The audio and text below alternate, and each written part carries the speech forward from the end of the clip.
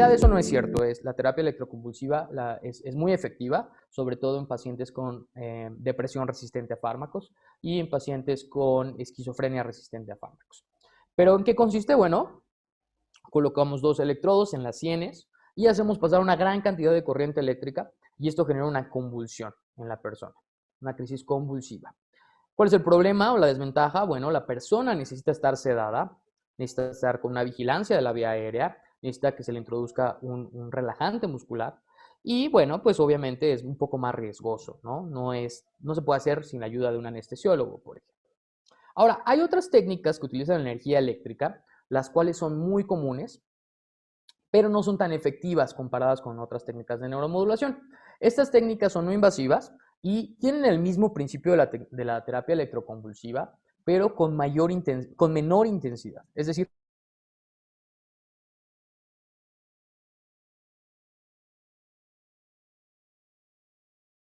estimulación transcraneal de corriente directa, estimulación transcraneal de corriente alterna, y bueno, están investigándose actualmente y tienen buenos resultados en algunos estudios clínicos.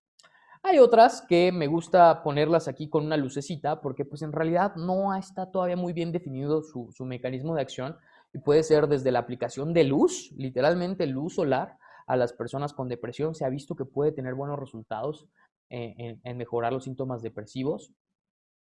Se ha visto también que la aplicación de ultrasonido, que es energía mecánica, es energía sonora, digo, no la escuchamos, pero al fin y al cabo es una vibración sonora, y aplicación de ultrasonido en ciertas áreas del cerebro puede dañar núcleos específicos del mismo y de esta forma puedes generar un cambio clínico en el paciente.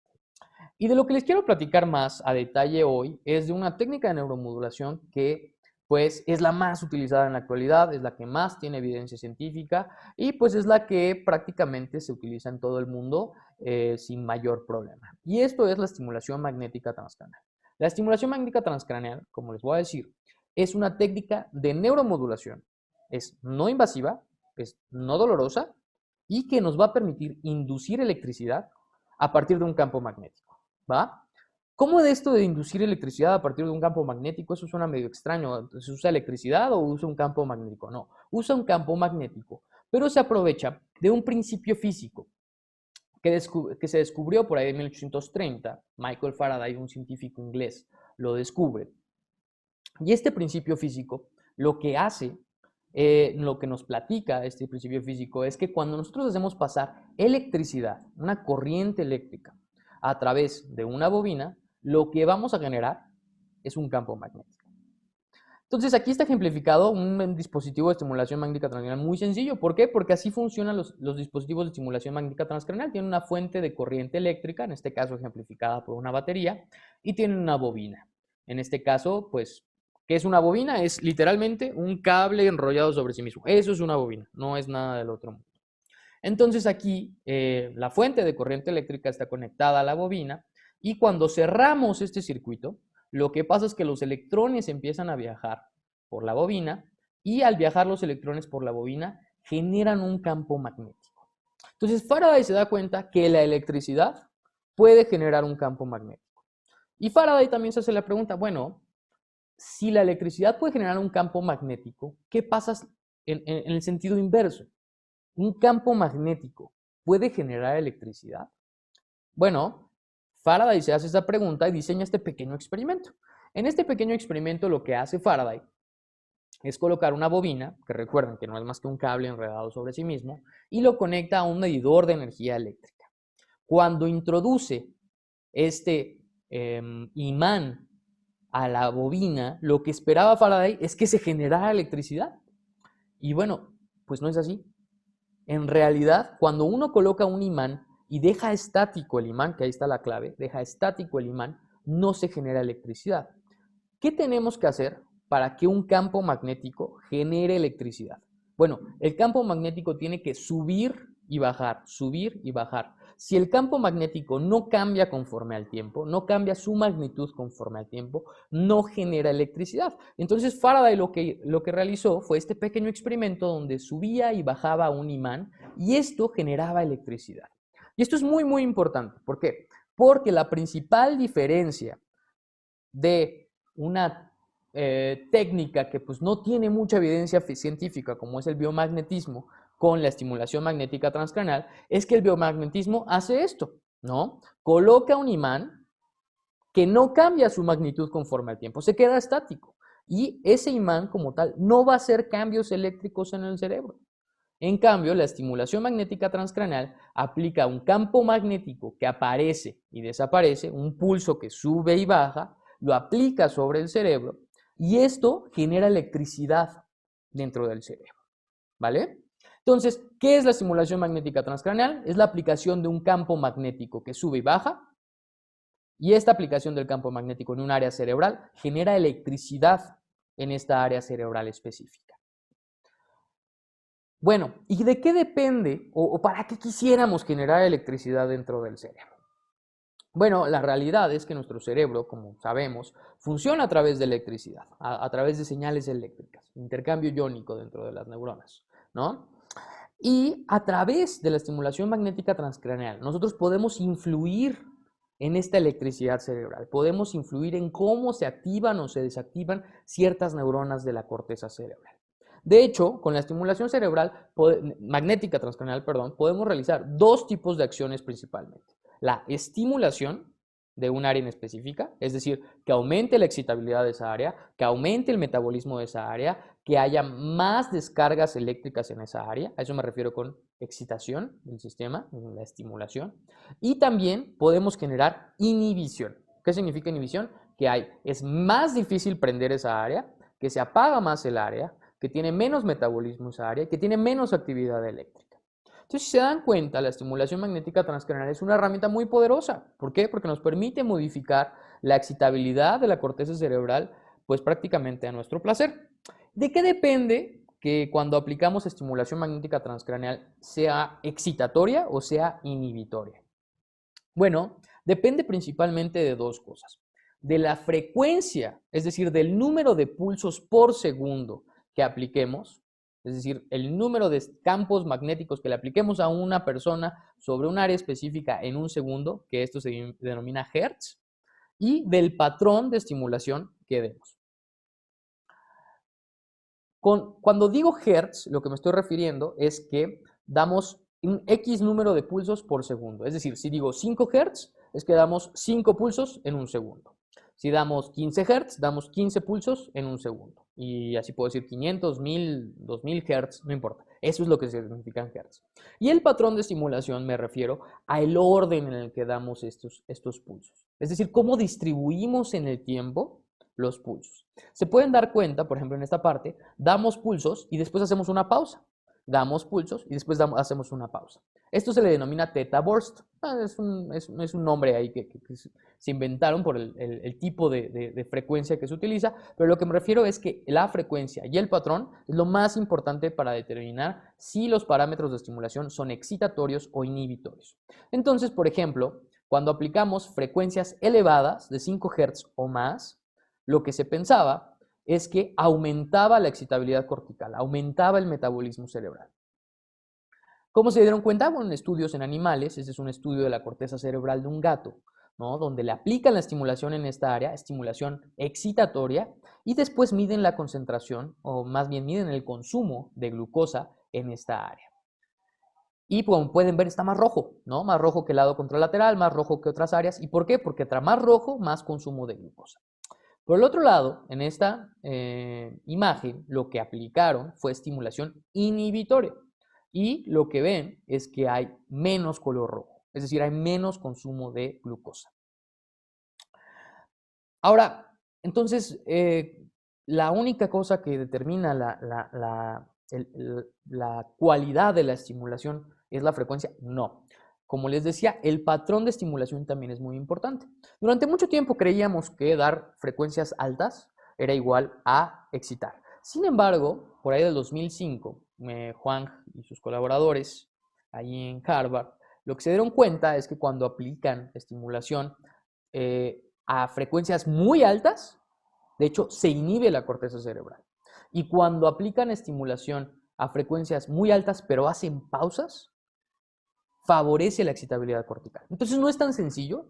De hecho, Para serles sinceros, esto ha avanzado mucho en los últimos años y de hecho creemos, lo último que creemos es que no depende tanto de la cualidad de la estimulación, sino del estado previo de la neurona. Es decir, si la neurona está muy prendida, va a tender a apagarse sin importar el tipo de estimulación que le demos. Si está muy apagada, va a tender a prenderse sin importar el tipo de estimulación que le demos. Pero bueno, todavía eso está en investigación. Y ustedes me dirían, bueno, ¿y para qué queremos prender o apagar áreas cerebrales? Bueno, hay muchas enfermedades que en los últimos 25 o 30 años nos hemos dado cuenta que tienen una correlación importante con la actividad cerebral en estudios de neuroimagen. ¿A qué me refiero con esto? Por ejemplo, esta es una imagen de resonancia magnética funcional de un paciente con trastorno obsesivo compulsivo. Y lo que observamos en general en los pacientes con trastorno obsesivo compulsivo es que hay una hiperactivación, un hipermetabolismo. El metabolismo está aumentado en las zonas frontales de estos pacientes.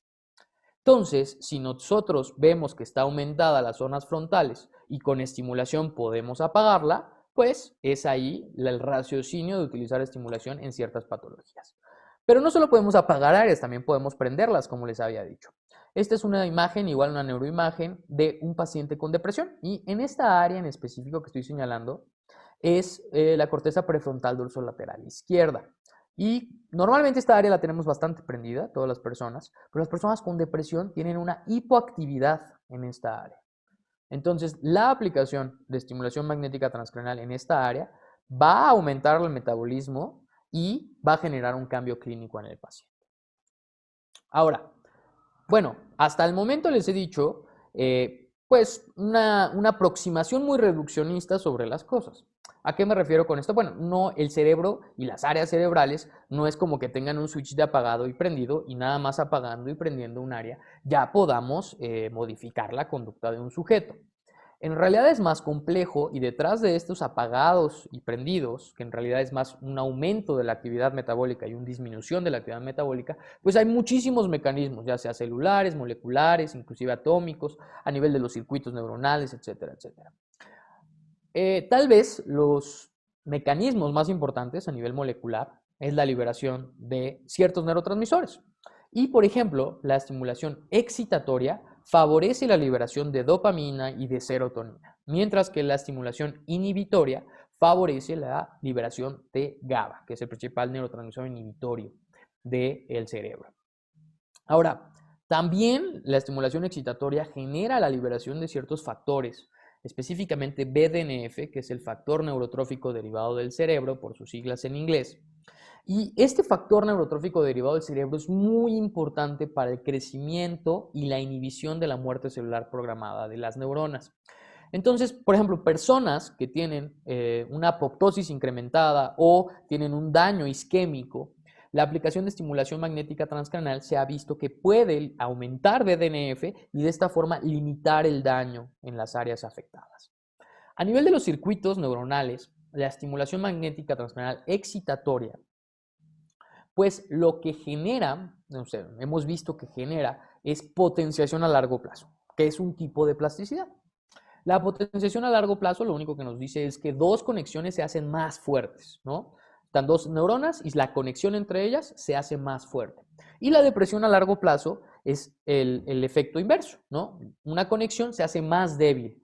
Bueno, pues la estimulación excitatoria favorece la potenciación a largo plazo y la estimulación inhibitoria inhibe la favorece, perdón, la estimulación, la potenciación, la depresión a largo plazo, perdón. Y bueno, a nivel más sistémico, pues obviamente el sistema nervioso central no está aislado del resto del cuerpo y por medio de algunas conexiones hipotalámicas nos hemos dado cuenta que el hipotálamo, que a su vez regula la hipófisis a su vez regula prácticamente todo el sistema endocrino, bueno, con la estimulación magnética transcranial se ha visto que puede modificar la liberación de hormonas liberadoras de hormonas en el hipotálamo y generar cambios en el ritmo cardíaco, generar cambios en el cortisol sérico, etcétera, etcétera. Esto todavía está en investigación y no tiene un uso terapéutico como tal, pero es muy interesante saber que la estimulación puede afectar también órganos a distancia, sin necesariamente afectarlas por medio del campo magnético, sino una actividad en el sistema endocrino. Bueno, ¿para qué se utiliza la estimulación? La estimulación magnética transcranial está aprobada por la FDA en Estados Unidos desde el 2007-2008 para el uso en personas con depresión resistente a fármacos. La depresión es un problema grave a nivel mundial y ahora pues lo va a ser más. De hecho, se prevé que la próxima pandemia, bueno, si ya no es una enfermedad contagiosa, pero sí es una enfermedad que está aumentando su incidencia notablemente, es la depresión. En los próximos meses, una vez que ya estemos vacunados y que toda la gente empiece a salir y empiece a retomar su vida cotidiana, lo que va a pasar es que va a haber un exceso de pacientes con depresión. De hecho, he hablado con varios psiquiatras y me han dicho, la pandemia me ha traído muchísimos pacientes por la depresión, por la ansiedad. Entonces, la depresión es una enfermedad psiquiátrica que se caracteriza por una deficiencia en el sistema serotoninérgico y noradrenérgico del cerebro. Y aunque hay muchos fármacos, existe el problema que más o menos el 40% de las personas no van a responder al fármaco. ¿Por qué? Voy a hablarles un poquito más adelante por qué sucede esto en la medicina y especialmente en la psiquiatría, en la neurología. Pero es un hecho que el 40% de las personas con depresión no responden a fármacos. Entonces, pues es un gran problema de salud pública, ¿no? Porque, pues, ¿qué hacemos con una persona deprimida? No puede trabajar, no puede laborar, no puede estudiar. Entonces, hay que buscar intervenciones para ellos. Y más o menos en el 2006 se realizó un ensayo clínico donde se aplicó estimulación magnética transcraneal en la corteza prefrontal dorsolateral izquierda en este tipo de personas, personas que tenían depresión resistente a fármacos. Y bueno, la realidad es que los efectos fueron muy, muy positivos, tanto así que obtuvieron una aprobación por la FDA para la utilización de estimulación magnética transcranial en estos pacientes. ¿Cómo funciona la estimulación magnética en estos pacientes? Bueno, como les decía, la corteza prefrontal dorsolateral izquierda está inhibida, está apagada en pacientes con depresión y resistente a fármacos y no resistente a fármacos, en los dos tipos de depresión. Y lo que hacemos con la estimulación es aplicar estimulación excitatoria en esta área y de esta forma, pues, favorecemos el metabolismo de esta área y generamos un incremento, una mejoría clínica en el paciente. Hay muchos estudios, estos son nada más 3 metaanálisis que existen. Un metaanálisis es la unión estadística de diferentes estudios para obtener un resultado más robusto, ¿no? Y lo que vemos es que la mayoría, prácticamente todos los estudios muestran cambios muy, muy interesantes con estimulación magnética transcranial en depresión cuando se utiliza de la forma correcta en la corteza prefrontal dorsolateral izquierda. ¿Y en qué pacientes o qué tipo de pacientes deberíamos de elegir para la estimulación magnética transcranial?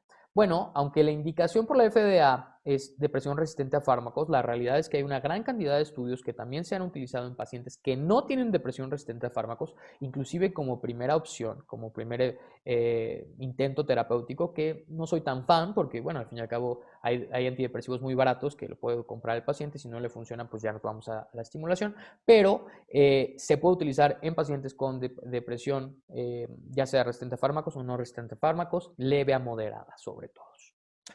Bueno, ¿qué otras patologías se puede utilizar? Como les comentaba, en el trastorno obsesivo compulsivo, lo que tenemos es una hiperactividad de la corteza, las cortezas frontales, ¿no? Tanto prefrontal como el giro anterior del cíngulo.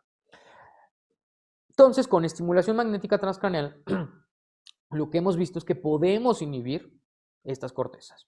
Y de hecho, en el 2017-2018 también se aprobó por la FDA la utilización de estimulación magnética transcranial para el trastorno obsesivo compulsivo resistente a fármacos. ¿Dónde se aplica? Se aplican las cortezas frontales. Todavía no nos ponemos bien de acuerdo. Estos son los estudios que se han hecho. Algunos lo aplican en la corteza prefrontal izquierda, otros en la derecha, otros en órbito frontal, otros en órbito frontal izquierdo, otros en derecha, otros en el giro anterior del cíngulo. Pero bueno, el acuerdo es que sea en la corteza frontal, ¿no? Cualquier lado, pero que sea corteza frontal. Ahora, hay otras patologías más del lado neurológico donde la estimulación magnética transcraneal también tiene una, pues, aplicación importante. Lo que es la estimulación magnética transcraneal en la enfermedad de Parkinson ha mostrado resultados muy, muy interesantes. No es una estimulación curativa, es decir, no va a curar a la persona. Hoy por hoy no existe una cura para la enfermedad de Parkinson. Sin embargo, lo que va a lograr la estimulación magnética transcranial es reducir los síntomas motores de la enfermedad. Y al reducir los síntomas motores de la enfermedad, puede que el paciente no requiera tanta levodopa y al no requerir tanta levodopa no tenga tantas discinesias. Y de esta forma, pues, alargar, ¿no?, el tiempo de utilidad de los fármacos.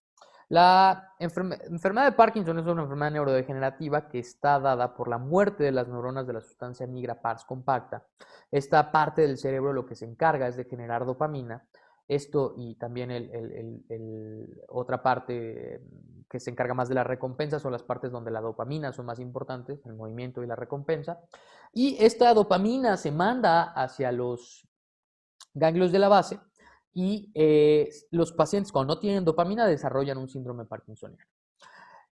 Entonces, ¿qué hace la estimulación en estos pacientes? Bueno, nos hemos dado cuenta que cuando aplicamos estimulación magnética transcranial en las cortezas motoras, se genera una liberación de dopamina. Y esto ayuda a los pacientes a disminuir su sintomatología. En otra de las patologías que hemos visto buenos resultados con la estimulación magnética transcranial y existen muchos estudios al respecto, es el evento vascular cerebral. El evento vascular cerebral, como ustedes saben, pues se puede dividir en dos grandes rubros, los eventos isquémicos, los eventos hemorrágicos, pero al final todos tienen una misma ruta fisiopatológica en donde va a haber una muerte de neuronas por la falta de riego sanguíneo, por isquemia. Y esta muerte neuronal, pues lo que va a generar es un déficit neurológico en las áreas que murieron. Lo más común es que sea un evento vascular de la arteria cerebral media, que generalmente va a tener una afección en toda el área motora contralateral. Y se ha visto que la estimulación sobre el lado afectado, la estimulación excitatoria sobre el lado afectado, ayuda a preservar las funciones del hemisferio afectado. Esto es muy interesante, obviamente se realiza junto a la fisioterapia, no sustituye la fisioterapia, definitivamente no la sustituye, siempre se realizan en conjunto, pero se ha visto que los pacientes que reciben estimulación más fisioterapia son mejores que los que tienen únicamente fisioterapia. Ahora, también se puede aplicar en el lado no dañado, en el lado sano. Y miran, bueno, ¿para qué la aplicamos en el lado sano? Bueno, lo que pasa es que cuando tenemos un evento vascular cerebral, hay una plasticidad maladaptativa del lado sano. Este lado sano va a intentar tomar las funciones del lado enfermo. Y al hacer esto, pues empieza a perder sus propias funciones y también puede perpetuar las malas conexiones que se están realizando y puede perpetuar la espasticidad en las personas, etcétera, etcétera. Entonces también se puede aplicar de forma inhibitoria en el lado sano, ¿no? ¿Qué otras patologías se puede utilizar? Bueno, estas patologías no hay tantos estudios, pero la verdad es que la evidencia es muy interesante. Por ejemplo, el tratamiento del espectro autista. En estos pacientes tenemos un cerebro hiperconectado, un cerebro hipersensible. Estos pacientes no tienen una poda neuronal efectiva durante la ontogenia del sistema nervioso. Y lo que pasa es que es un cerebro hipersensible a los estímulos sensoriales. Entonces, lo que hacemos con la estimulación magnética transcranial es inhibir el cerebro de estos niños. Y al inhibirlo hemos visto que hay mejorías en el control ejecutivo y hay mejorías en las conductas repetitivas. Entonces también se puede utilizar y el mecanismo de acción es por medio de inhibición del cerebro de estos pacientes. En la parte de adicciones también se ha visto buenos resultados. De hecho, acá estamos por publicar un estudio que realizamos en colaboración con la UNAM, donde aplicamos estimulación magnética transcranial en pacientes adictos al tabaco, ¿no? Y la aplicación de la estimulación magnética transcranial fue muy, muy efectiva. Prácticamente todos los pacientes dejaron de fumar, que se les aplicó la estimulación, dejaron de fumar. ¿Y por qué dejaron de fumar? Bueno, ¿qué pasa? En las adicciones tenemos un craving, una necesidad de consumir la sustancia. Y generalmente esto se da porque la sustancia libera dopamina y en el momento en que dejamos de consumir la sustancia, pues ya no hay dopamina. Bueno, la estimulación magnética transcranial, como les decía, puede ayudar a liberar dopamina. Y al ayudar a liberar dopamina, nos genera una tranquilidad y inhibe, por así decirlo, este craving. Que se ha visto que el craving pues, es un factor muy determinante para que la persona recaiga en las adicciones. Bueno, hay muchas patologías. De hecho, ahorita en la sesión de preguntas, pues podemos ahondar más en patologías que ustedes me digan específicamente. Podemos platicar más al respecto. Pero quiero pasar a una parte muy, muy importante de esta charla y tiene que ver con lo que les comentaba al principio y cómo queremos revolucionar el campo de la neuromodulación y pues queremos que ustedes nos ayuden a esto. Actualmente la estimulación magnética transcraneal, hay innovación en la estimulación magnética transcraneal, pero la innovación se basa en aumentar las frecuencias, que haya más frecuencias de estimulación, que haya más intensidad de la estimulación y más precisión en la estimulación. Y obviamente pues, que tengamos menos efectos adversos, ¿no? Esta aproximación pues es un error que ya cometimos en algún momento de la historia, ¿no? Durante mucho tiempo que estuvimos con antidepresivos, en el sentido de que estuvimos descubriendo nuevos antidepresivos, creíamos que la solución era encontrar nuevos y nuevos y nuevos antidepresivos más potentes, más fuertes. Y la realidad es que no es tan sencillo. La realidad es que a veces se nos olvida algo muy, muy importante, que es cada paciente es muy diferente. Aunque tengan la misma sintomatología y nosotros los encasillemos con un diagnóstico de un episodio depresivo mayor, con un diagnóstico de, no sé, de trastorno obsesivo compulsivo, un diagnóstico de enfermedad de Parkinson, no nos aseguramos o no tenemos hoy por hoy forma de asegurarnos que la fisiopatología de estos pacientes sea exactamente la misma. De hecho, hay mucha heterogeneidad entre los pacientes. Es decir, un paciente que tiene el mismo síntoma puede que tenga un cerebro totalmente diferente que el otro paciente que tiene el mismo síntoma. Entonces es bien importante, y lo que nos hemos dado cuenta en los últimos años, es que cada paciente es diferente y deberíamos de individualizar o personalizar el tratamiento que recibe cada paciente. No solo lo digo yo, de hecho, acaba de salir este paper en Nature, justo hace 3 días, el 1 de febrero, ahorita revisando, siempre pongo alertas y me llegó esto, y ellos dicen que el futuro de la estimulación cerebral es la personalización, ¿no? Y desafortunadamente no hay mucha gente que esté trabajando en la personalización. De hecho, prácticamente todo el mundo está trabajando en lo que les decía, que es aumentar las frecuencias, la intensidad, la precisión, etcétera, etcétera, pero nadie está trabajando en la personalización de la estimulación magnética transcranial y eso es lo que estamos tratando de hacer nosotros. Normalmente, ¿qué hacemos? Bueno, llega un paciente, lo evaluamos, ¿no? Generalmente evaluamos sus signos, sus síntomas. A veces pedimos algún tipo de estudio de gabinete, ¿no? Una resonancia, una tomografía, inclusive en algunos trastornos neurodegenerativos podemos pedir algún PET, etcétera, etcétera. Pedimos algún biomarcador a veces, ¿no? Algún estudio de sangre, y este estudio de sangre pues nos podrá orientar un poco al diagnóstico. ¿Y qué hacemos? Damos un tratamiento. Pero generalmente este tratamiento que damos es un tratamiento generalizado. Es decir, decimos, para los pacientes de Parkinson debe ser este medicamento, esta dosis, etcétera, etcétera. Cuando cada paciente es diferente. Y sucede algo muy interesante en el área de la neurología y de la psiquiatría y todo lo que tenga que ver con el cerebro. Es que nosotros no tenemos forma de objetivizar el diagnóstico.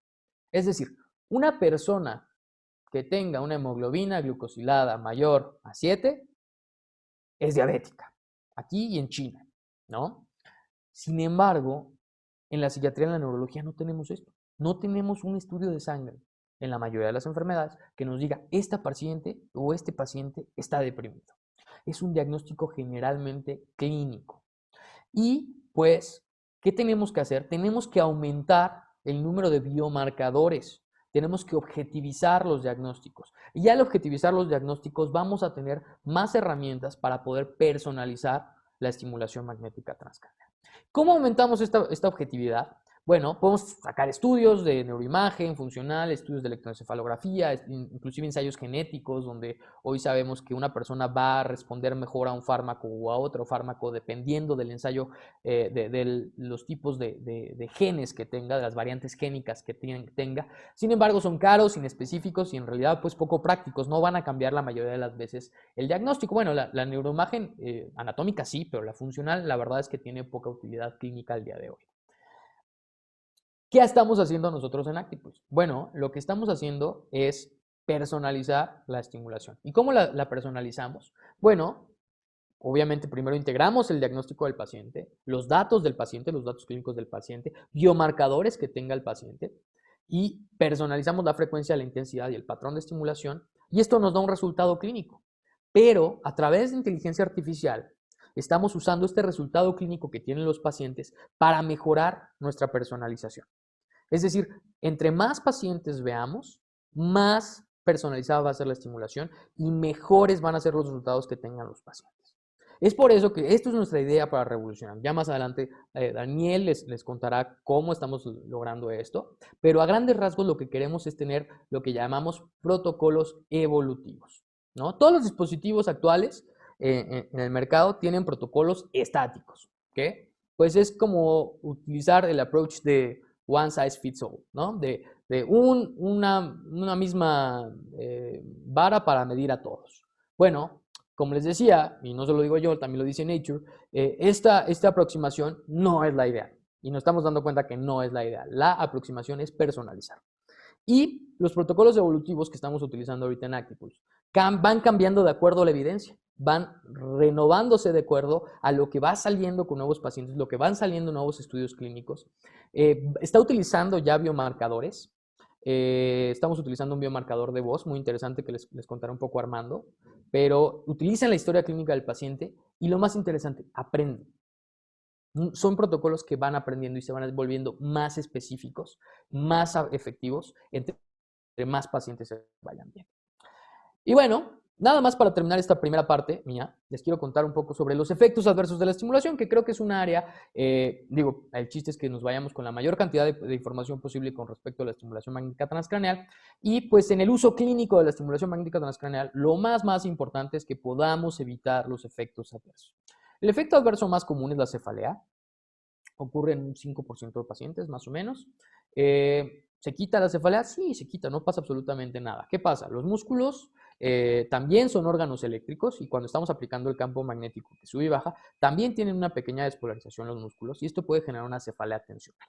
Entonces, no hay ningún problema. La cefalea se pueden dar varias aproximaciones, se puede bajar la intensidad o podemos darle sesiones más cortas o en dado caso podemos dar un analgésico sin mayor problema. En algunos dispositivos sí se genera daño acústico. El daño acústico es una consecuencia de que algunos dispositivos hacen un chasquido muy fuerte y cuando ponemos la bobina cerca de la oreja, pues podemos generar daño acústico. En el caso de nuestros dispositivos no sucede así. Y por último tenemos el efecto adverso pues más temido, pero definitivamente el más raro, que son las crisis convulsivas.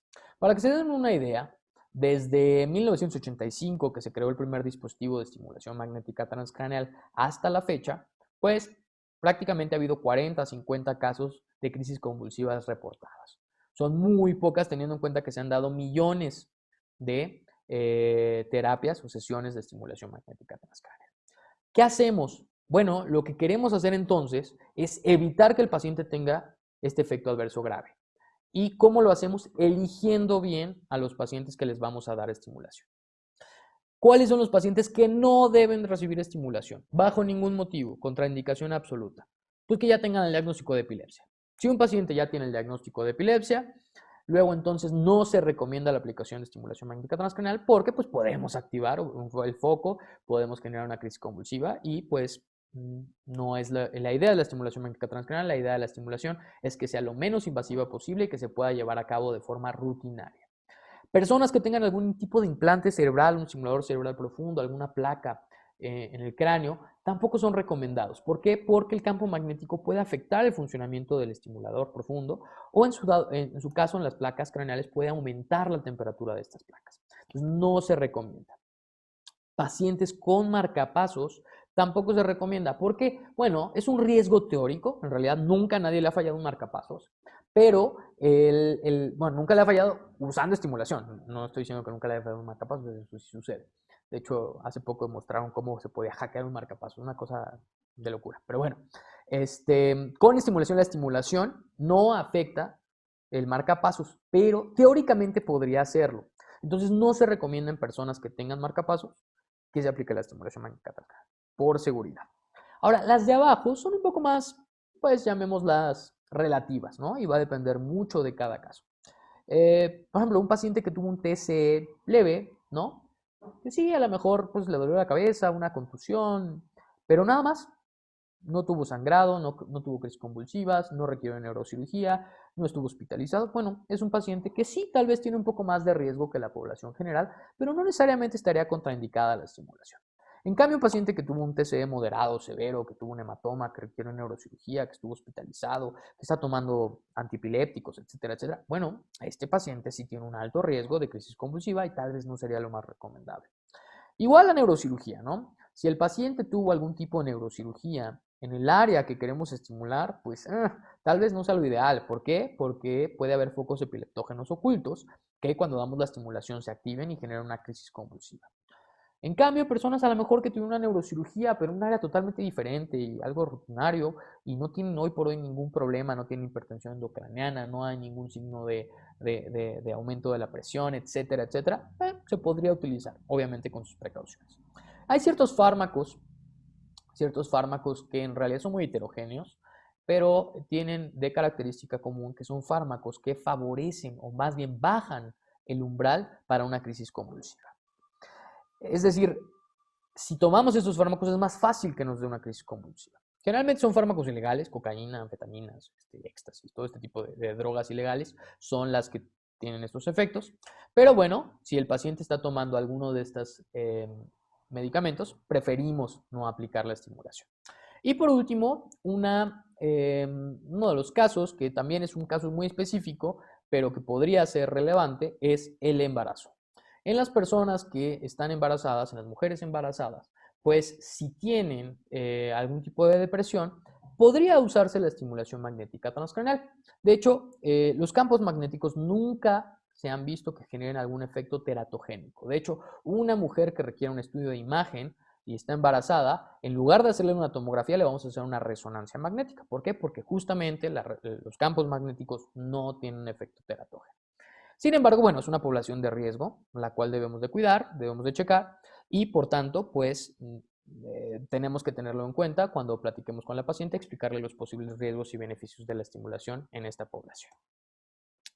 Bueno, hasta aquí es mi parte y quiero dejarles un pequeño videíto, me voy a callar para que lo puedan escuchar, y es sobre lo que hacemos en Acticos.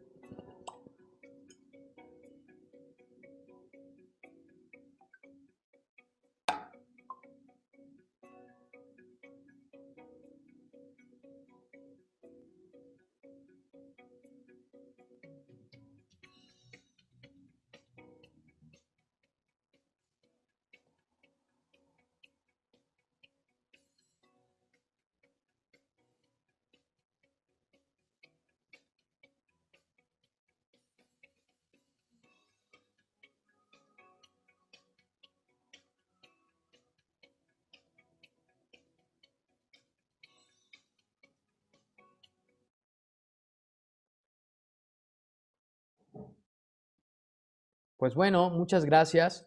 Les voy a pedir que si tienen alguna duda nos la puedan mandar a la sección de Q&A que deben de aparecerles por ahí y se las vamos a ir contestando y al final de la charla de Armando y Daniel vamos a tener una sesión de, bueno, de preguntas donde voy a contestar, si algunas no las podemos contestar vía, contestarlas ahí manualmente en el teclado, se las contestamos en persona, ¿vale? Y pues Armando, te dejo al mando.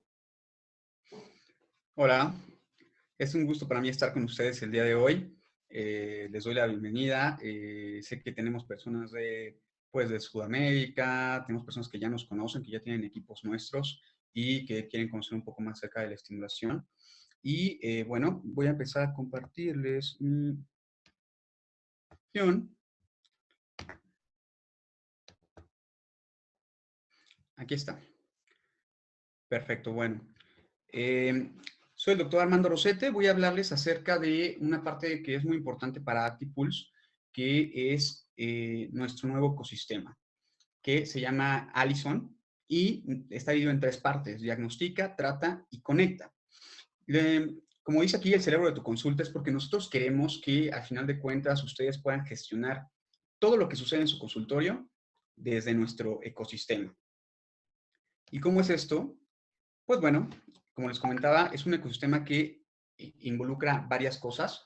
Estuvimos haciendo una investigación muy importante. Estuvimos yendo a visitar a nuestros profesionales de la salud para saber cómo justamente hacer esta revolución de la cual nos está hablando el doctor Villafuerte, en la cual pudiéramos tener todas las cosas que ustedes necesitan y que al final de cuentas les puede ayudar a tener una gestión mucho más fácil en su consulta y hacer que sus pacientes mejoren más rápido. De esa manera es como tenemos ahora este ecosistema. Y bueno, como vieron, el ecosistema consta de 3 partes. Normalmente, nada más tenemos un equipo, que es lo que ahora sería en este ecosistema la parte de trata. Les quiero mostrar el equipo porque esto es lo que normalmente nosotros vemos. Este es nuestro nuevo equipo, nuestro Pro 2, en donde tenemos el equipo, que vamos a hablar un poquito más adelante de sus características, unas nuevas bobinas.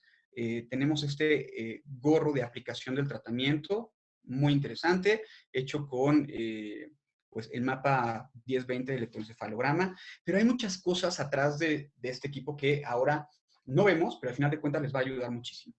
Y esto es la parte de diagnóstica, las partes de las plataformas web, las aplicaciones, todas las facilidades que les vamos a dar, no solamente con el tratamiento, sino en el antes y el después del tratamiento de sus pacientes. Entonces, vamos a empezar con la parte de diagnóstica. Diagnóstica tiene componentes que les va a servir muchísimo. Tenemos una plataforma web para el médico y una aplicación para el paciente, que ahorita les voy a explicar más a fondo. Obviamente tenemos dentro de la plataforma web una auxiliar en el expediente clínico y tenemos algo muy importante e innovador que es un análisis del discurso mediante un algoritmo bastante avanzado. Entonces, tenemos estas dos partes que se van a ir vinculando una con otra.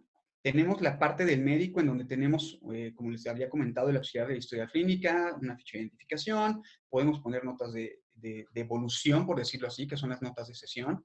Podemos ver qué tratamiento farmacológico lleva el paciente y varias métricas. Y por el otro lado tenemos la parte del paciente.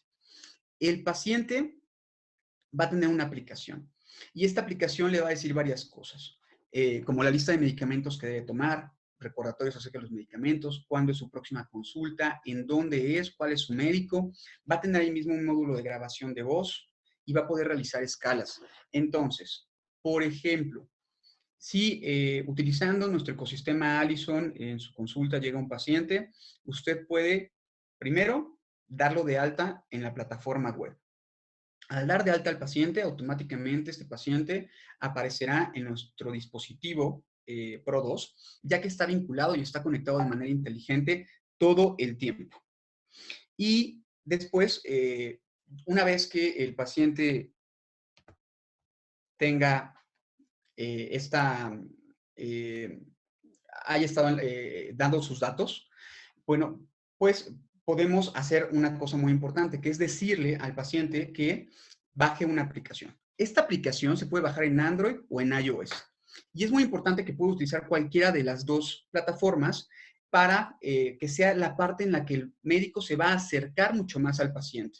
Nosotros queremos ahorita que el paciente no deje su tratamiento por nada del mundo y sabemos que en esta época de pandemia la medicina a distancia, la telemedicina, ha aumentado muchísimo. Entonces, esto es una herramienta que les va a ayudar mucho. Una vez que el paciente baja la aplicación, el paciente desde ahí puede, obviamente, como les comentaba, tener los recordatorios de sus consultas, cuándo va a ser su próxima sesión. Y hay algo muy importante. Va a tener un módulo de grabación de voz y un módulo de escalas clínicas. Entonces, si el médico quiere saber cómo va el paciente evolucionando y a lo mejor el tiempo de su consulta es breve, puede hacer que el paciente desde su casa realice esta escala clínica, sea KP42, BEC, con el tiempo iremos implementando más escalas, y esto lo va a hacer el paciente desde su celular, como si estuviera llenando un cuestionario. De hecho, el apartado que va a ver el paciente dice simplemente cuestionarios. Y esto va a ser muy importante para que cuando el paciente llega a la consulta, ya el médico tenga justamente el adelanto de cómo ha evolucionado su paciente y le pueda ayudar de una manera más rápida. Entonces, vamos a entrar a la parte importante de esta parte de diagnóstica, su voz, tu diagnóstico. Como ustedes saben, la voz es algo muy importante que simplemente al escuchar a alguien por teléfono podemos saber si está triste, si está contento, si está ansioso. Entonces, justamente existen muchas cosas que se pueden medir en la voz. Y el análisis del discurso que nosotros ocupamos nos mide el tono de la voz, el número de palabras ocupadas en el discurso, la velocidad del discurso. Sabemos que una persona que tiene verborrea, por ejemplo, pues normalmente está más feliz que una persona que es muy monosilábica, ¿no? Estos son ciertos datos que nos pueden hablar del estado de ánimo del paciente y que nos pueden ayudar muchísimo. Se van a poner cuáles son las palabras más utilizadas, ya que el algoritmo analiza cada una de las palabras y te las pone, si son palabras positivas o negativas. Y el médico o el psicólogo puede tener un seguimiento desde la plataforma web de manera síncrona. ¿Qué quiere decir esto? Pues que la información se va a recopilar por la aplicación en el celular del paciente y va a aparecer en la plataforma web del médico para que él la pueda revisar cuando guste. Y se la puede revisar de dos maneras. Este análisis nos va a arrojar métricas y estas métricas obviamente nos ayudan de manera más rápida a ver cómo va avanzando el paciente. Pero si nosotros queremos saber cómo va precisamente el paciente, de hecho podemos escuchar cuál fue el discurso del paciente. Y aquí vamos a hablar de la parte del discurso en donde la misma aplicación le hace preguntas al paciente, cómo le fue en el día, cuáles fueron las actividades que hizo, cuáles fueron los eventos importantes. Y así nosotros podemos ir viendo cómo va evolucionando. Y si, por ejemplo, un día vemos que las métricas del paciente disminuyeron, es decir, a lo mejor fue más monosilábico, cambió su tono, hubo otros cambios, pues podemos escuchar precisamente este mensaje para saber qué fue lo que le pasó al paciente en el día y tener una atención más personalizada a pesar de estar a la distancia. Este algoritmo tiene un aprendizaje evolutivo. Eso es muy importante porque aunque en la actualidad se ocupa más para depresión, más adelante se va a implementar el análisis de la coherencia del discurso. Y la coherencia del discurso nos va a ayudar muchísimo para, pues obviamente, ver en la evolución de pacientes con, por ejemplo, como hablaba el doctor Villafuerte, secuelas de evento vascular cerebral. Vamos a poder ver también cómo va mejorando el lenguaje, por ejemplo, de un niño con autismo. Y bueno, se va a ocupar para más cosas, ¿no? Para el paciente con Parkinson también. Y luego tenemos esta parte de trata. Trata en sí es el dispositivo y el tratamiento. Y este equipo tiene muchas ventajas. Realmente, como pueden ver, hay muchas diferencias importantes con nuestro equipo anterior. Desde los Hertz, este equipo puedes ocuparlo desde 1 hasta 1000 Hertz, que es el número de pulsos que se emite por segundo. Y a comparación del Pro 1, este tiene de 9 a 576. Eso es una ventaja. Inclusive tiene una modalidad de desbloqueo para tener más intensidad. Todo el tiempo está conectado a la red y entonces esto hace que todas las actualizaciones se hagan de manera automatizada. Los protocolos, esto es algo muy importante, tiene una parte de protocolos evolutivos. ¿De a qué se refiere esto? Justamente hablando de revolucionar, tenemos tratamientos ya estandarizados para cada una de las patologías. Sin embargo, como decía el doctor Villafuerte, hay que dar un tratamiento más personalizado. Es decir, si ustedes tienen un equipo Pro 2 y tienen para un paciente con depresión, por ejemplo, y en lugar de dar el tratamiento que está ya programado, dan otro tratamiento y este tratamiento tiene un efecto positivo en los pacientes, nosotros recopilamos esa información y poco a poco hacemos que el protocolo evolucione. Quiere decir que si ustedes gustan, su equipo automáticamente estaría cambiando para dar la mejor atención a los pacientes y que su recuperación fuera más pronta. Entonces, realmente tenemos, como pueden ver, un ecosistema y este ecosistema, pues tenemos la parte de la plataforma web en donde podemos tener una especie de historia clínica. Tenemos el aprendizaje, el machine learning, que nos da los protocolos evolutivos y que nos va a dar también tratamientos personalizados. Toda esta información la podemos juntar y al final de cuentas, unirla con la telemedicina y de esta manera ocupar las aplicaciones que están en los celulares para que podamos darle al paciente pues, un mejor servicio y una recuperación más pronta.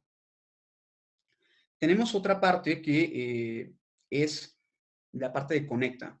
Y la parte de Conecta, realmente no vamos a andar mucho en eso, pero tenemos para ustedes conectar con, pues, obviamente el conocimiento, conectar con sus pacientes, conectar con formas de pago mucho más rápidas. Y todo esto es de manera que podamos facilitarles a ustedes la consulta y la mejoría de sus pacientes. Entonces, ser profesional de la salud es cada vez un poco más complicado y nosotros lo que queremos es facilitarlo. Sabemos que cada vez, bueno, pues tenemos más profesionales de la salud, al final de cuentas se puede decir que hay menos pacientes. Bueno, ahora con la pandemia, pues no, porque ha evolucionado, ha aumentado muchísimo la demanda de la salud mental. Con este equipo podemos tener un seguimiento a distancia mucho más fácil y hacer que el paciente tenga un apego mayor. Tenemos la forma de gestionar a todos sus pacientes en un solo lugar. Y esto, pues a final de cuentas, es una propuesta de valor muy importante. Tenemos un auxiliar en el diagnóstico que este auxiliar en el diagnóstico es justamente el algoritmo de reconocimiento de voz y de esta manera poder hacer que sea mucho más fácil que ustedes tengan una consulta a distancia que sea efectiva y que podamos aumentar la reputación digital de usted, de su consultorio. Esto sería, pues de manera muy breve, lo que tiene que ver con el ecosistema Allison. Los dejo nuevamente con el doctor Gabriel Villafuerte. Yo soy el doctor Armando Rosete y quedamos atentos en caso de que exista alguna pregunta para poder responderla al final.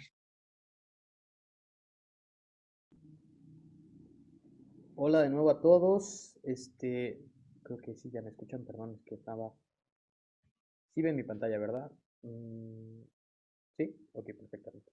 Bueno, pues ya para terminar esta sesión del día de hoy, me toca platicarles un poco sobre lo que les platicó un poco Armando. Para eso les voy a poner un video y después del video, nuestro director de operaciones, Daniel Gómez, les va a platicar un poco más sobre el dispositivo.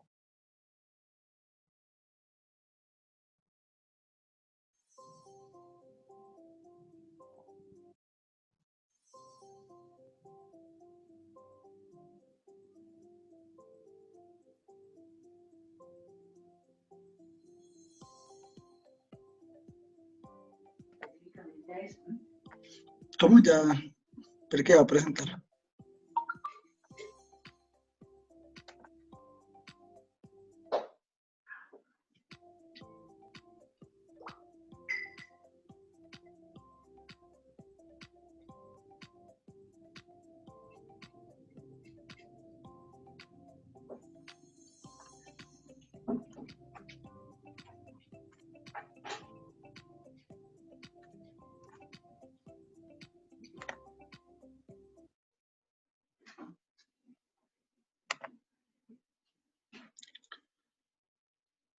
Dani, ¿nos escuchas?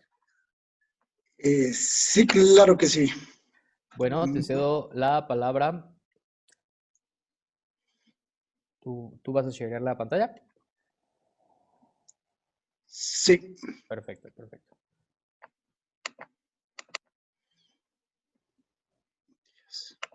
Por favor. Ay, Dios.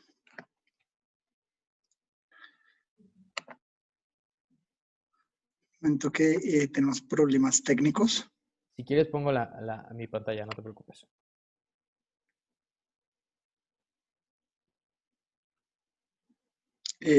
Sí, por favor.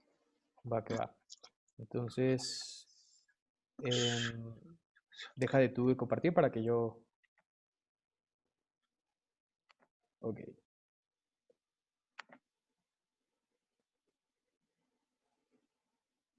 Ahí está, Dani.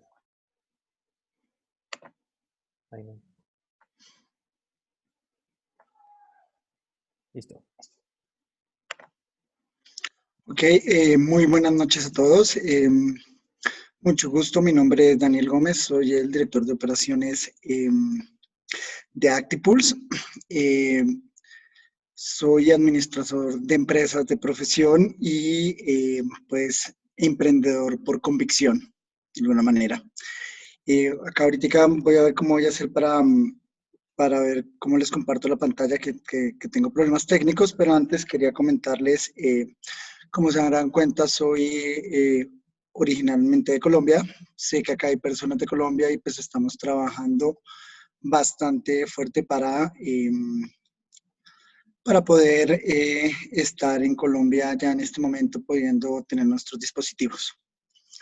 Entonces, pues la idea de esta charla de 3-5 minutos es contarles un poco, teniendo en cuenta la revolución del 2021 que queremos hacer con nuestros dispositivos y cómo estamos llegando a hacer esto, cumpliendo la misión de ActiPulse, que es poder tratar la mayor cantidad de pacientes posibles por intermedio de ustedes, los especialistas.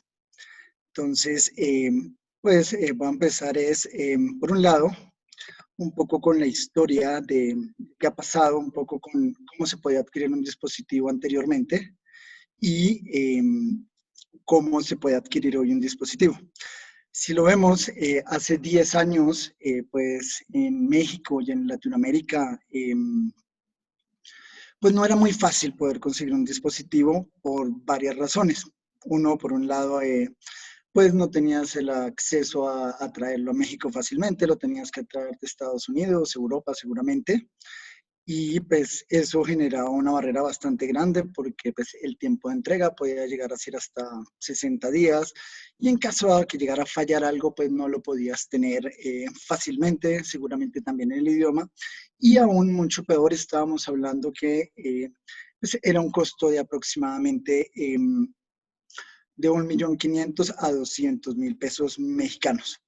Eso fue hace 10 años y ya después, hace 5 años, cuando ActiPulse empezó a distribuir sus primeros dispositivos, como algunos de ustedes los tienen, el Pro Digital, pues como saben, lo podían adquirir desde 200 a 300.000 pesos dependiendo del modelo y diferentes formas de financiamiento. Y ustedes utilizaban el dispositivo y podían tratar a sus pacientes de una manera mucho más asequible y de alguna manera pudiendo dar este beneficio pues a los pacientes. Y pues hoy actualmente, pues básicamente con todo lo que les comentó ahorita un poco el doctor Gabriel y el doctor Armando, y con la tecnología de ActiPulse Pro 2 Allison, podemos tener un dispositivo en el consultorio desde 3.570 pesos mensuales. Eso es algo que nos orgullece mucho en ActiPulse porque hemos bajado desde tener un dispositivo de 2 millones a poderlo pagar mensualmente por 3.570. Esto es todo un servicio que estamos haciendo porque la idea es, como dijimos, poder darle este acceso a ustedes para que de alguna manera este acceso a la terapia de la estimulación magnética le pueda llegar a todos estos pacientes. Teniendo en cuenta esto, existen varios factores. ¿Cómo podemos llegar a ofrecer un servicio de esta manera? Pues primero, antes que nada, me gustaría comentarles, pues existen formas de poder tener el dispositivo Pro 2 Allison. Actualmente es uno, lo pueden comprar de contado, pues de esta manera pues lo pueden tener, pueden acceder a todo el servicio que les acabo de comentar Armando. Tienen toda la parte de la actualización del software, los protocolos evolutivos y de esta manera pues ustedes lo pueden comprar. Esta forma de adquisición, vamos a hablarlo, puede llegar a ser un poco más costosa teniendo en cuenta los otros dos temas como les voy a contar. Eso es para doctores o profesionales de la salud que apenas son nuevos en el mundo de ActiPulse como tal. También la otra forma de adquirirlo es un modelo que llamamos, o una forma de negocio que llamamos el buyback. ¿A qué me refiero con eso? Acá hay personas que sé que hoy en día tienen un Pro Digital, ya lo han utilizado durante un tiempo, y pues qué mejor que ustedes sigan utilizando nuestra tecnología, y lo que hacemos es que de alguna manera lo que hacemos es comprarles el dispositivo o que sirva de manera de pago para poder tener el dispositivo Pro 2 Allison. Y dependiendo de las horas de uso, el estado, los podemos llegar a comprar desde 100.000 hasta 150.000 pesos y fácilmente ustedes podrían estar utilizando esta tecnología. Y por último, pues está toda la parte del modelo de negocio de ganancia compartida, que es como donde me quiero concentrar un poco.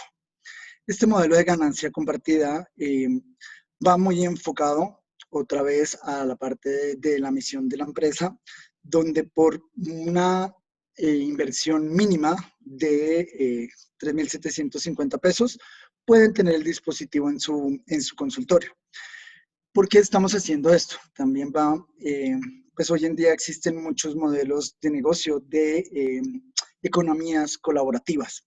Y esto es lo que ha hecho que hayan revolucionado industrias como la hotelera, como lo hizo Airbnb. ¿Qué es lo que hacen realmente?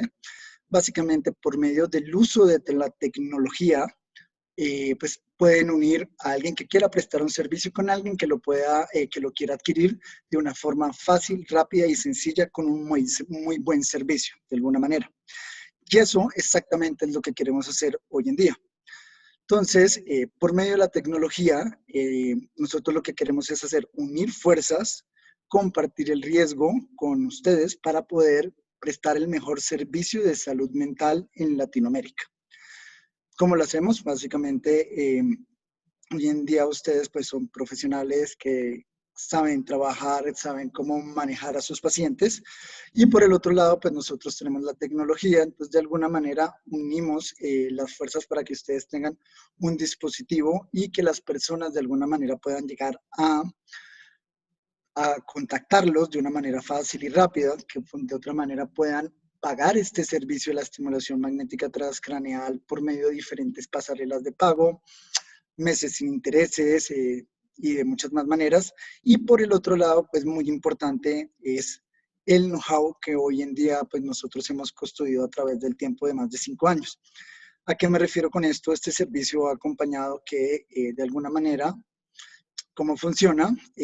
Básicamente por medio de un setup fee de 45,000 pesos, el cual incluye obviamente una capacitación constante. 2, también incluye todo el dispositivo con todas sus herramientas y las actualizaciones del software. Y por el otro lado, muy importante, toda la parte de una asesoría desde el área de marketing y ventas, que es lo cual nosotros hemos hecho durante más de 5 años, y de alguna manera nos volvemos unos asesores dentro del consultorio de ustedes para ofrecer este tipo de terapia y llegar a llevarles más pacientes y de alguna manera aumentar la tasa de conversión de pacientes que quieren tomar la terapia. Entonces, de esta manera nosotros podemos resolver el problema para muchas personas que hoy en día lo están trabajando, pues, que vienen con problemas de pandemia, de COVID, y este es un mercado que va a ir aumentando y pues nos enorgullece mucho poder entregar este modelo de negocio. Y pues bueno, me imagino que existen muchas preguntas en este momento con todo el modelo de negocio. Dejé los precios por fuera. ¿Por qué? Porque pues no queremos darles detalles ahorita en esta presentación. Seguramente las próximas semanas vamos a organizar ya un webinar específico para las personas que estén interesadas y quieran conocer exactamente cómo funciona el modelo de negocio, cómo pueden acceder y cuáles son los beneficios y compromisos para poderlo hacer. Les pido una disculpa porque por acá se me quedó la presentación. Espero haya sido lo suficientemente claro. Más sin embargo, se los estaremos enviando a sus correos para que lo puedan tener. Muchísimas gracias. Muchas gracias, Dani. Bueno, vamos a proceder a la última parte de este workshop donde vamos a contestar algunas de las preguntas que nos han llegado. Voy a empezar con las más, las más generales y voy a ir, si quieren ir mandando más, podemos mandar más, ¿no? Vamos a tardar mucho, unos 10 minutitos más. Me preguntan que cómo funciona la inteligencia artificial o este tipo de algoritmos. Bueno, es de hecho muy interesante y elegí iniciar con esta pregunta porque es algo hasta medio como de Inception, ¿no? ¿Por qué? Porque el tipo de tecnología que utilizan los algoritmos de Actipulse, de inteligencia artificial, está basado en neuronas artificiales, ¿no? Se llaman redes neuronales artificiales. Y lo que hacen son tipos de programas de computación que simulan a una neurona, ¿no? Entonces es muy interesante que estemos tratando el cerebro con programas que se parecen al cerebro, ¿no?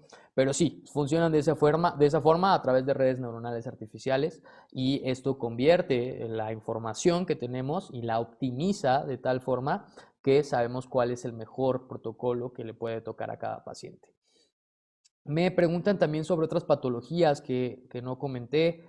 Me preguntaron también sobre fibromialgia. La fibromialgia es una enfermedad pues reumatológica muy compleja, requiere una aproximación multidisciplinaria. Hay una sensibilización, una excesiva sensibilización al dolor y está muy en comorbilidad con problemas psiquiátricos, específicamente ansiedad y depresión. Entonces, la fibromialgia se puede utilizar la estimulación magnética transcranial en el tratamiento de fibromialgia. De hecho, tiene buenos resultados, pero es muy interesante los resultados que tiene porque como tal, no disminuye tanto el dolor. Lo que mejora es la calidad de vida del paciente y la mejora seguramente quitando la depresión que pueden tener sus pacientes, ¿no? Eso es lo que se utiliza en fibromialgia. Me preguntaban también en déficit de atención e hiperactividad. Déficit de atención e hiperactividad pues es una patología que aunque no lo creamos es una patología donde el cerebro no es que no pueda poner atención, sino que le falta el químico necesario para que le llame la atención. Es un problema de la recompensa, el déficit de atención. Entonces, un niño con déficit de atención puede jugar un videojuego durante 3 horas sin pestañear, pero no puede hacer un problema de matemáticas porque no le motiva a hacer el problema de matemáticas, no genera este placer el hacer las cosas. Y este placer, pues, como podrán irse imaginando, tiene que ver con la dopamina.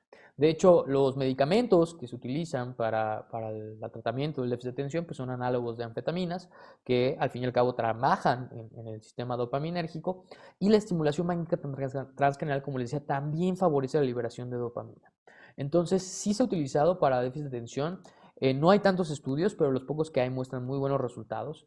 De hecho, comparados contra el medicamento, no específicamente contra el Ritalin, el metilfenidato, sino contra la tamoxetina, que tiene otro mecanismo de acción, pero también es bastante efectivo, son prácticamente iguales y de hecho cuando se combinan son todavía mejores, ¿no? Entonces, tiene buenos resultados en trastorno por déficit de atención y hiperactividad. Otras patologías me comentaban en demencia. Bueno, es muy complicado en demencia porque habrá que definir exactamente qué tipo de demencia, ¿no? Hemos visto buenos resultados en la demencia vascular, en la demencia tipo Alzheimer, depende mucho en el momento en que se aplique. Se prefiere aplicar cuando todavía el paciente está en un estado predemencia, en deterioro cognitivo leve o en demencia leve, porque una vez que está avanzada la demencia, la verdad es que los resultados no son tan buenos. En realidad, pues prácticamente no existe un tratamiento para la demencia efectivo ya en esos momentos de la enfermedad.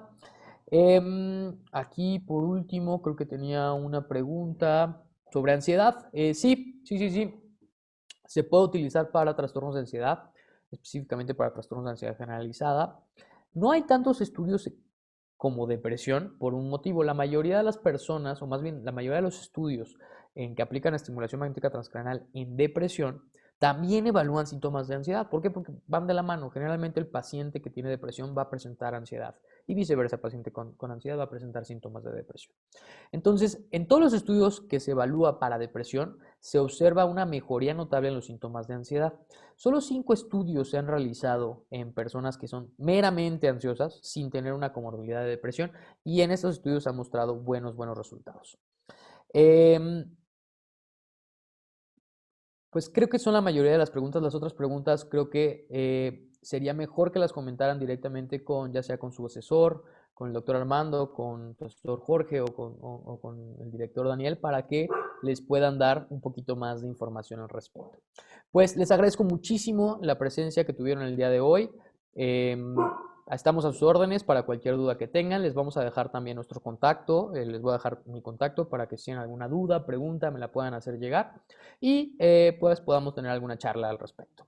Espero que hayan tenido una buena noche y sigan teniendo una muy buena noche. Cuídense mucho y espero que todos estén muy bien en casita. Cuídense mucho y hasta luego.